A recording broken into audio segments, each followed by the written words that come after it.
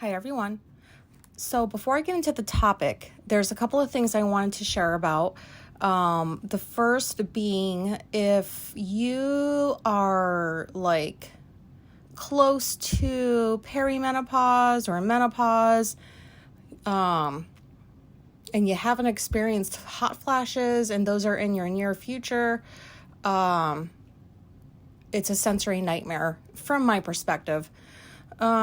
Just an FYI, expect that every morning you're going to wake up with your shirt drenched in sweat. So, like, I've gone through 14 t-shirts in a week, so it's like 2 a day.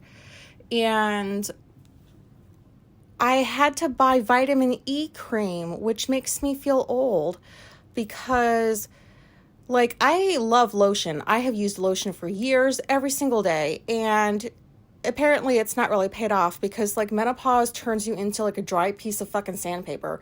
Like, you're itchy, you're scratchy. So I had to get vitamin E cream because I was just itchy everywhere and dry. And it got so bad that, like, I mean, you have to put it on your hair too because it can get like on your head and then, like, I don't know, help the itching that way. I don't fucking know. But vitamin E cream is disgusting. And I shouldn't really say cream because it's an oil that I got because I was too lazy to go farther than across the street to Walgreens. And that shit was like $15, but it was like a decent sized jar. But it smells gross. It's like coconut and vitamin E. And it just smells gross. But it, like, really helps the skin, so I guess it's worth it. But I just wanted to let you know, like, those are in your future. And, like, sensory-wise, it is not fun waking up with just a drenched t-shirt because, like, it's like my body can't decide if I'm cold or hot. I mean, normally, like, when I first wake up, I feel cold because it's, like, we like to sleep with, like, it being, like, 60 degrees in the bedroom. And when I'm waking up, like, I've thrown the covers off me in the middle of the night somehow, and I'm just freezing, and it feels like I just got out of, like, the ocean or something. Like, that's how drenched my shirt gets. So that's odd. It's not fun to experience. I'm trying to get used to it, but, like, that waking up with, like, a drenched t-shirt is disgusting. Like, I smell, like, if anybody's ever smelled, like, your, like, sweat, I don't know who would do that. Well, I did when I just smelled my shirt just to see what it would smell like, and it doesn't smell good. And so now I'm worried about, like, well, fuck, am I going to stink? Like, so I told Alicia, please let me know, like, if you wake up or, like, the sheets are smelling kind of, like, ripe or something, because, like, all I'm doing is sweating. It's disgusting. It's gross. It's embarrassing, but it's not anything that I can control right now. So I just wanted to share that fun piece of information. The second thing is, so yesterday I took my oldest cat to the vet. He's 14. He is the first fur baby I got when I moved to the States. And he hasn't been to the vet since he was like 7 months old and he got fixed. And I don't know how other cat people are. I mean, I kind of do, but I don't know how, like, the majority of cat people are. But I don't take my cats to the vet because they're indoor only, because fuck that. I am not letting them outside because I did that like years ago when I was in the military and I had a cat and it fucking brought in like dead mice and I was stepping on them in the middle of the night. It's fucking gross. And plus, like, you do have to take them to the vet regularly if they're outdoor cats. And I'm not about that life. So part of me feels like, or before I went yesterday, part of me felt like, are they going to judge me because I haven't brought my cat to the vet in 14 years? Because that's how old he is. But then I look at the other cats, like, the next one down is 10, and then the one after that is 9, and then the one after that is like 7. So they seem to live pretty decent lives. I don't want anybody to think I don't take care of my cats. And plus, like, the one I brought yesterday, his name is Hades. His sister died a few years ago. She was 12, so I guess that's a couple years ago. And that was sad. She had cancer.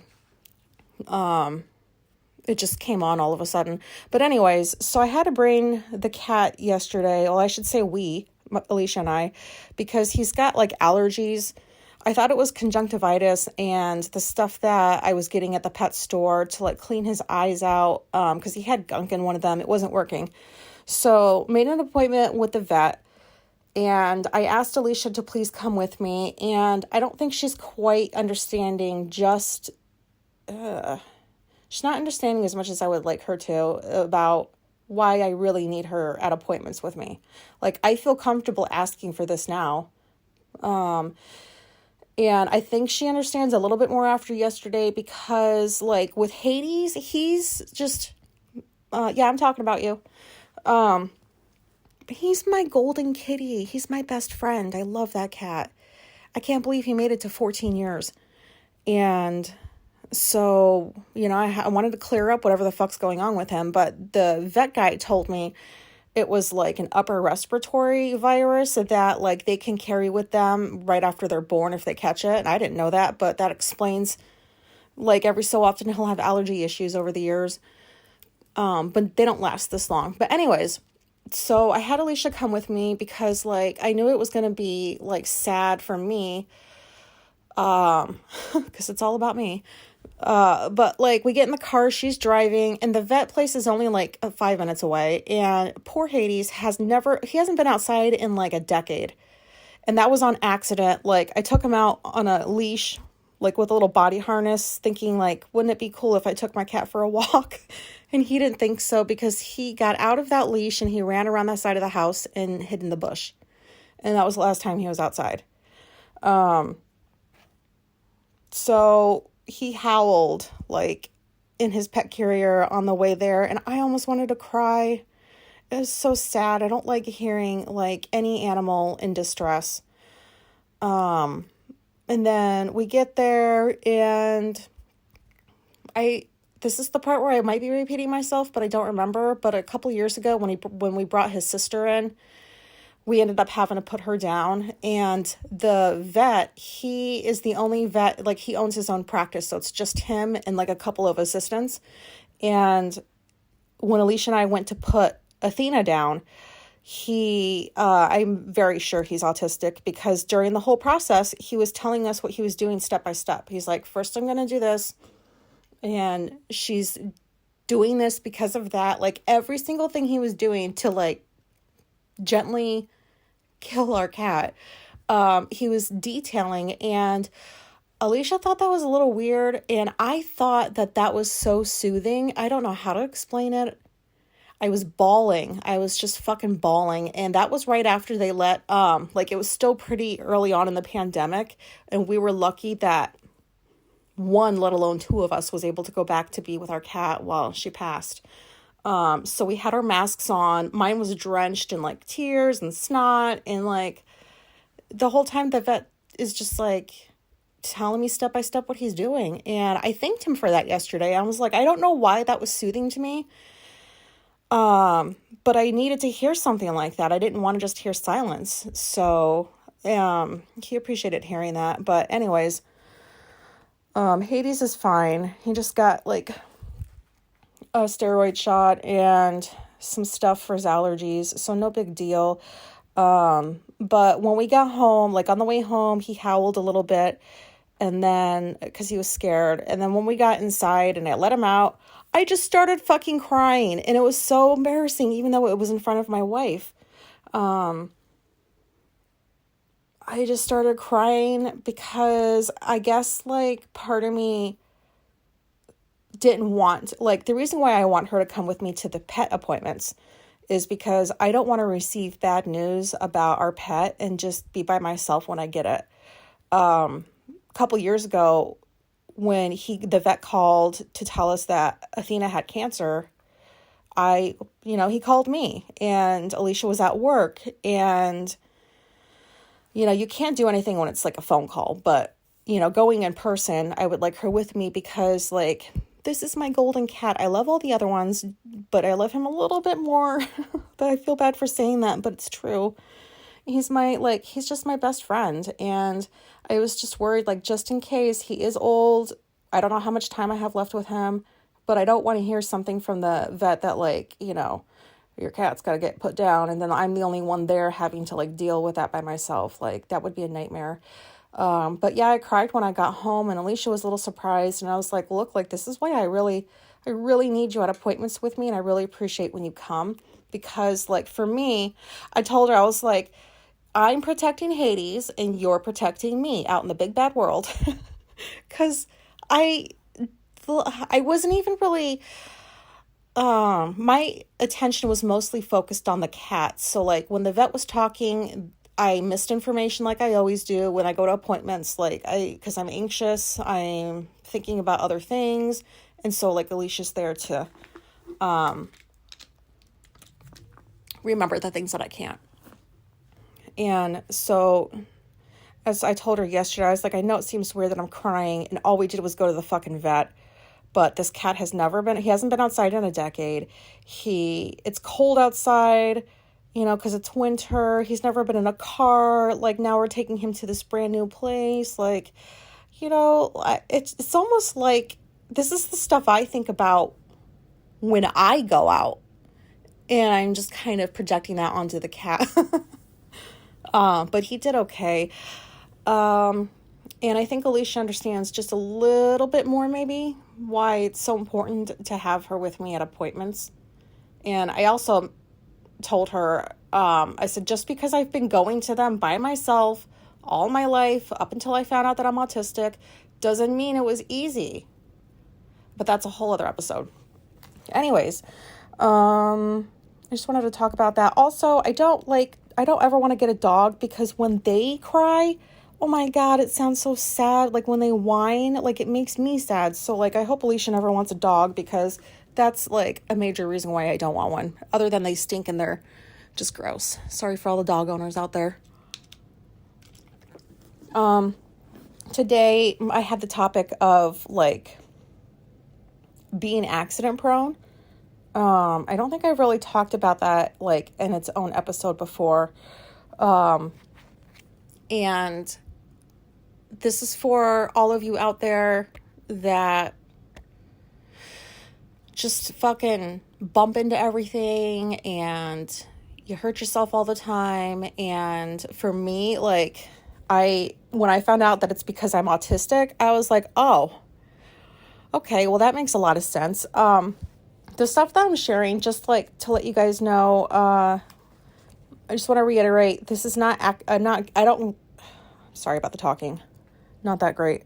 I know this has to do with, like, spatial awareness and, like, neurological shit, but don't look to me for the answers to why we're like that, because that's not what I'm doing, because I can't explain that shit. Like, I can read it, and I can understand it, and process it just fine, but ask me to explain it, and that's a big fat fuck no. So this is just me sharing, like, my issues with coordination, in the hopes that if anybody out there has wondered about what the fuck is wrong with them, nothing's wrong with you. We're just wired differently. But this is kind of funny when I think about it. And I counted right before I recorded. I stopped counting at about 17 bruises that I have. Because I don't even know how I get them. Like, it's gotten so bad over the years that I just bump into shit, and half the time I don't even realize I bumped into it. The pain doesn't register until it turns into a bruise. It's the weirdest thing. But yeah, I stopped counting after 17 bruises, and I cannot remember the last time I had no bruises. I don't know if I've ever had no bruises. One time when I was in the military, I had quite a few on my arm. And I remember somebody was like, "Are you okay?" Oh no, there was one on my face too. What did I do? I ran into something. I don't know. But somebody was like, "Are you all right?" And I'm like, "Yeah, why?" And she's like, "Well, I mean, like, I'm noticing that you got bruises, and, like, is everything at home okay?" And I'm like, "I live by myself." And she thought that, like, I was with somebody that was, like, beating me or something. I was like, "No, I'm just accident prone. I don't think she believed me, but here is like, I wrote a little list of stuff. It's not really a little list of all the ways I've hurt my body. So I broke my knee. This is in no particular order, by the way. I broke my knee when I was in, I think it was like 2nd or 3rd grade. We were living in Japan, and they had taken us at school. They took us on a field trip to some ski resort, and we were there for like a weekend, and they had ski instructors that were trying to teach us how to ski. And like, I don't know, why would you try to teach like a fucking child how to ski? It just doesn't seem like that's the right time to do it. Maybe I'm wrong. I don't know anything about having kids, but I remember like I'm going down the hill and I can hear the ski instructor behind me saying, go left, go right, go left. And every time he said go left, I went right. Every time he said right, I went left. And then I just kind of fell and I broke my knee on the way down because I went the wrong, like, I turned the way I wasn't supposed to. I don't know how to explain it, but I broke my fucking knee just from going down a small ass hill. And I couldn't, like, actually that wasn't so bad because I remember like being happy that I broke my knee. Even though it was like painful, it meant that I didn't have to hang out with anybody for the rest of the trip. So I just got to stay in my room and do whatever. When I was even younger than that, I'm pretty sure I was like kindergarten. You know, those swing sets were on the side of the swing. I don't know how to explain stuff well, but like you're looking at the side of a swing set and it's like got a V, like an upside down V, and then like a bar that goes across to stabilize the swing set. So I was running down a hill, like, I thought somebody was chasing me, but I was running down a hill to get away from whatever kid was fucking with me. And I looked behind me as I was running to see how far away the kid was. And when I looked in front, like when I turned back to the front, I smacked my face right into that horizontal bar on the swing set, and I fucking just fell on my back. I broke my nose. My mom was kind of a bitch about it. She's like, how do you break your nose? And I told her how. You know, that can happen to anybody, but like, I don't know. This stuff never got better. The older I got, it just got worse. My wife's, she's got like a few siblings. One of them lives in a trailer, which there's nothing wrong with that. And we went over there a few years ago. I don't remember what we were doing over there. Cleaning maybe? I don't know. But I fell through the fucking floor. Like, I was walking down the hall and I just felt like, I mean, I didn't go all the way down underneath, but half my body went underneath the fucking floor. Like, I just crashed through it. And I was like, what the fuck, man? I'm not that fat. Like, it was just a shitty trailer. Like, actually, it used to be Alicia's, like, years and years ago. It's not a fun place to live, and even she would say that. Like, we called it the black hole, because it was just a trailer of despair. Well, oh, my God. Like, ugh. It's not, like, the trailer. Like, I don't mean, like, trailers are despairs. I just mean that, like, it's not good memories for her, because she was really bad in her depression when she lived there, and... you know, so now her brother lives there. But anyways, that wasn't fun. And I really scraped the fuck out of my leg.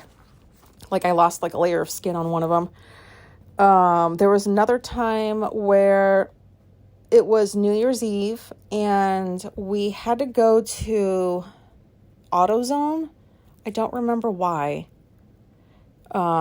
Something was wrong with one of our cars. And so we went to AutoZone, and I remember it was dark out. The guy came out with his little machine, and we had the trunk open. I don't remember why, but I do remember, like, Alicia slamming the fucking trunk on my head while my head was still in there. And it made such a loud sound, and the guy looked behind, and his mouth dropped open. He's like, oh my God, are you okay? Because it was so loud, and it was so painful. But what did I do? I stuffed the fucking pain, and I smiled, and I was like, yeah, that didn't hurt. I don't know why I did that, because I was in so much fucking pain. I just hit it. I don't know why. Like, I was embarrassed that I got hit by a trunk. Like, what the fuck is wrong with me? But that's what I did.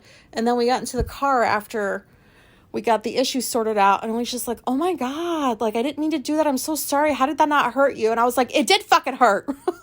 Like, it fucking hurt. But I don't know. I felt embarrassed. Like, I wanted to cry. Like, when I'm hurt, stay away. I will cry. I will yell, like, whatever it takes to take my mind off of the actual pain. I don't know how I didn't say anything, but, yeah. I mean, like, I had enough time to move my head before she slammed the trunk. I just didn't. What else? So on a regular basis, I bump into walls. Like, I guess I should just say I walk right into them, not bump into them. Well, no, I bump into the sides of them. Furniture. Yeah, there's not a day that goes by that I don't hit something, like, in the house. It's just, that's kind of funny and kind of like, I mean, I don't quite get that, because, like, I'm here in my house all the fucking time. I know where everything is. You'd think that I would know, like, you know, how close I am to something so I don't run into it, but that's never how it works. So, yeah, I just run into shit all the fucking time. We have an island. I cut myself on that regularly. And it's not easy to cut yourself on an island. Like, you have to, like, I don't know how I do it, but I do it. When I stand up, oftentimes I lose my balance. Like, I don't have vertigo. I just temporarily lose my balance when I stand up. And, like, there's this one podcast I like called I'm Not Drunk, I'm Autistic. And I love the fucking name because, you know how many times somebody has asked me, like, are you drunk? Because, like, when I stood up, I would just kind of, like, lean over and I'd have to catch my footing, and it was just very odd. But this is most of the time when I get up, and it looks like I am drunk. What else? Oh, I have a scar in my shin from putting a bed frame together a couple of years ago. One of the corners was really sharp, and I just walked right into it, and I had this, like, big old cut on my shin. I almost passed out from that. I cut myself a lot on anything, like, even if they're not really sharp edges of, like, the island or the counters or something, they don't have to be sharp edges. I will find a way to cut myself. I don't know how it happens. Kitchen knives, I'm very careful with those, and I still cut myself. I don't know how people chop vegetables very quickly. Like, how do people do that? And not cut themselves? I am, like, the slowest fucking chopper because I do not want to cut my finger. You know, like, I'm at least very careful that way, because then I've played this scenario out many times. I cut my finger. I may or may not pass out from all the blood. And then I'd have to find a way to get to the hospital if I was by myself or not. Like, there's too much pain. Like, it would just be a whole painful process. I played out the whole scenario, and it was so bad that, like, I'm that careful when I'm cutting vegetables. But if I take a knife out of the strainer to put it away in the drawer, I somehow cut myself. I trip over everything. So I just got back from Walgreens. I had to get a couple of things, and we had kind of like an ice storm. So my car was just, we don't have a garage. So my car was, like, covered in, like, this very thick, sheen of ice. And, like, I trip over everything, whether there's something there or not. And outside, it's the worst. So, like, this sounds weird to say, but I, like, in my mind, I visualize myself walking outside down the steps to the car and not slipping and falling. Because if I don't first visualize it, it'll happen. And then as I'm leaving, like, I'm walking outside, like, there's snow and ice on the steps, not a lot, but enough for, you know, me to slip. And I have to tell myself, okay, take one step down. Okay, now another step down, and now another step down. And I do this in my head because if I don't, If I'm not concentrating, I fall downstairs all the time. I fall downstairs all the time. But I don't fall down the stairs outside in front of the neighborhood because that's not going to happen. No, thank you. Like, I don't want to fall. I mean, it's happened before, but like that was years ago. I've like kind of perfected walking out of the house into the car without falling. That's not something that I should have to perfect. But yeah, like I have to really concentrate when I'm like walking in like ice or snow or something. Like, I guess anybody would have to, but I really, really am laser focused. Like, do not slip. Because like not only would that be embarrassing, but that's fucking painful. And I've had so many bruises on my ass. I don't even remember how many, but those hurt. When I was, I don't know, maybe this was like 6th grade or 5th grade, I was riding a bike, with some friends, and there was nothing wrong with my bike. Everything worked, the brakes, everything. And for whatever reason, I just was riding my bike and I ran right into like this barbed wire fence. And I knew to brake, like the brakes, they worked. I just did not use them. I don't know why, but I ran into the fence and I fell and I got this gash on my knee, and I still have the scar from purposely driving into a fucking barbed wire fence without using my brakes. I don't know what that was all about. Walking, I think this kind of is the same thing as what I was talking about before, but just like walking is so difficult. Like at the stores, I bump into everything except for people. Like, that makes no sense to me. I'm so careful not to hit anybody that I guess I just hit other things. Like, I've knocked over end displays before, or end caps. Oops, sorry for the dry mouth. I've been trying to drink water throughout this episode. Yeah, I've knocked over some end caps.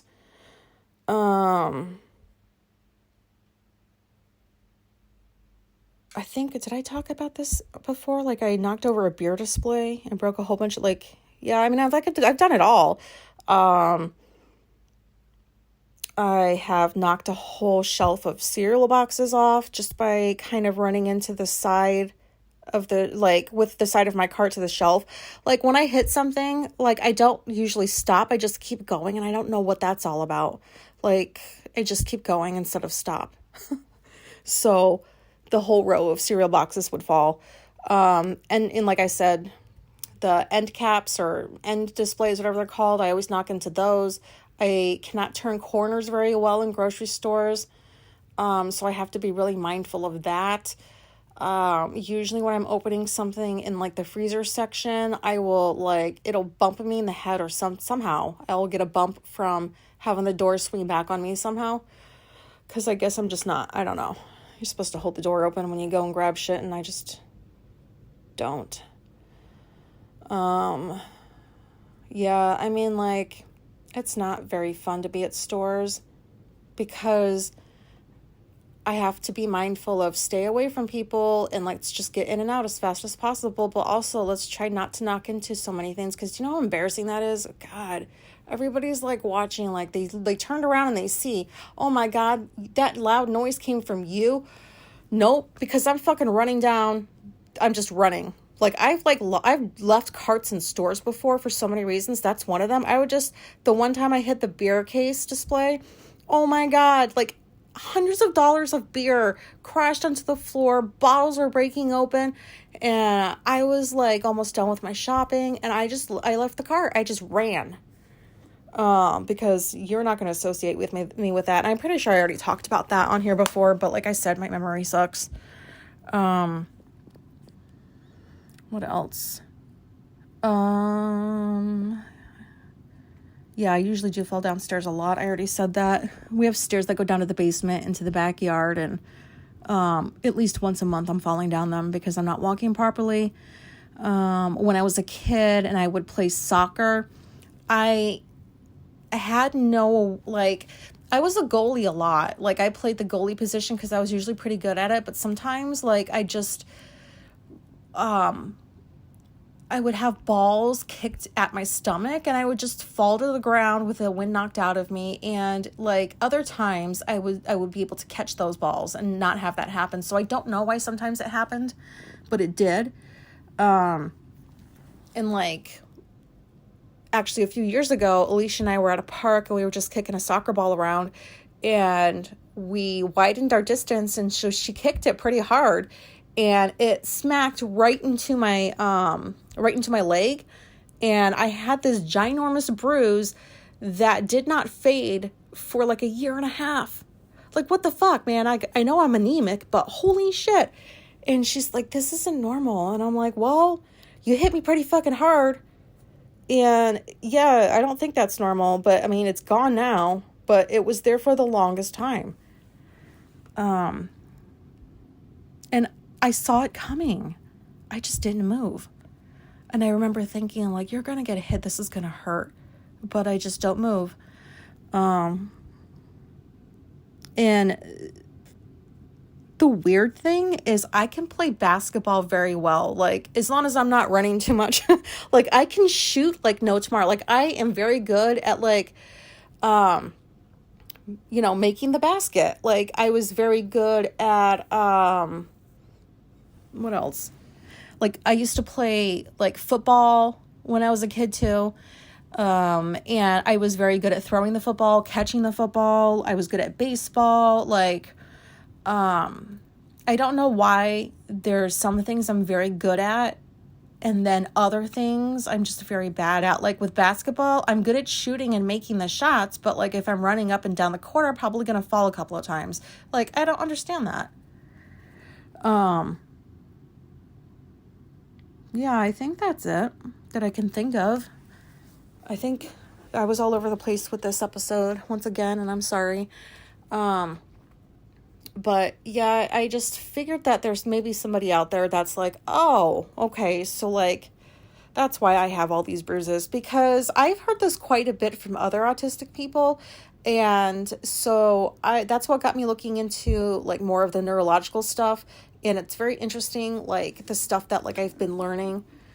But I don't know how to explain it. But again, this isn't like a information podcast. This is just a relatable, hopefully, podcast. But yeah, my coordination blows. And it's kind of funny.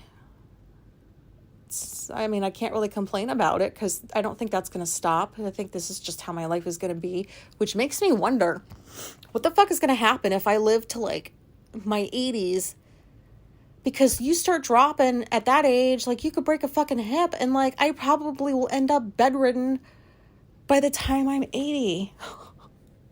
Like, how am I going to make sure I don't fall at that age when, like, your whole body is just fucking shutting down? Sorry if there's any... I'm not trying to, like, make fun of the elderly people at all. I'm just being realistic. I've thought about this stuff. Like, what would happen if I make it that... And I can't say when I get to 80 because I don't believe in that. I just... When people are like, when we're that age, and I always think, you don't know if you're going to live that long. You could just... Something could happen tomorrow. Like, I don't sit there and say, when I'm 70 or when I'm... this age, because I don't know if I'm going to live that long. And people have thought that that's morbid, but I think that that's just reality. Like, I'm not gonna... I always say if I live to 80, if people would view that as a negative, and I'm like, it's a reality. Like, I don't know if I'll live to 80. I can't sit here and say I will. That's the tangent that had nothing to do with anything. But yeah, like, I don't know how I'm gonna work on this issue the older I get. Like, what's that gonna look like when I can barely walk? I don't know. I guess I don't have to worry about that for a little while, I suppose. Or if I live that long. Did this episode make sense? I hope it did. I just got back. I think I had said this. I just got back from Walgreens. So, like, I had to go out in the world. It was only for like 20 minutes, but it was like I had to convince myself to go because like I did not want to go out in the snow.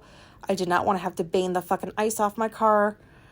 I just didn't want to go out, but I needed to get stuff that we needed. So And that's the farthest I was willing to go, was like Walgreens, and that's just across the street. And I had to prepare myself. I had to convince myself.